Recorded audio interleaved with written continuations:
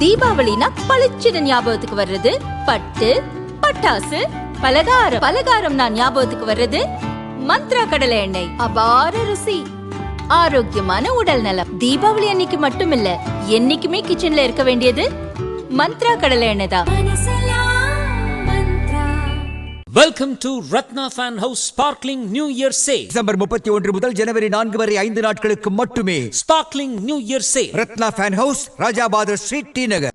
தமிழக சட்டசபை தேர்தலுக்கு இன்னும் 2-3 மாதங்களே உள்ள நிலையில் அனைத்து கட்சிகளும் தேர்தல் பணிகளில் மும்முரம் காட்டி வருகின்றன. சட்டசபை தேர்தலையொட்டி தமிழக பாரதிய ஜனதா தலைவர் நைனா நாகேந்திரன் தமிழகம் தலைநிமிர தமிழனின் பிரச்சார பயணம் என்ற தலைப்பில் கடந்த அக்டோபர் 12ஆம் தேதி சுற்றுப்பயணத்தை துவங்கினார். பல மாவட்டங்களில் நடந்த பிரச்சார கூட்டங்களில் உரையாற்றினார். பிரச்சார பயணத்தின் நிறைவு விழா புதுக்கோட்டையில் இன்று மாலை நடைபெறுகிறது. நிறைவு விழாவில் பங்கேற்பதற்காக மத்திய உள்துறை அமைச்சர் அமித் ஷா இன்று பிற்பகல் 3 மணி அளவில் திருச்சி விமான நிலையம் வந்திறங்கினார். அந்தமானின் தீவுகளின் தலைநகரான போர்ட் பிளேயரில் இருந்து ராணுவ விமானம் மூலம் வந்த அவரை மத்திய அமைச்சர்கள் பியூஷ் கோயல், முரளிதர் மோஹோல், எல் முருகன், பாஜக மாநில தலைவர் நைனா நாகேந்திரன், சுதாகர் ரெட்டி, ஏபி முருகானந்தம், அதிமுக சார்பில் முன்னாள் அமைச்சர்கள் தங்கமணி, சி விஜயபாஸ்கர், பரஞ்சோதி, காமராஜ் ஆகியோர் வரவேற்றனர்.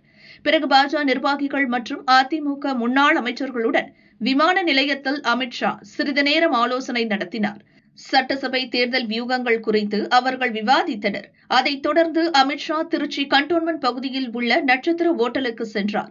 சிறிது நேர ஓய்விற்கு பிறகு மீண்டும் திருச்சி விமான நிலையம் வந்து ராணுவ ஹெலிகாப்டர் மூலம் புதுக்கோட்டை செல்கிறார். நைனா நாகேந்திரன் பிரச்சார பயணத்தின் நிறைவு விழாவில் உரையாற்றுகிறார்.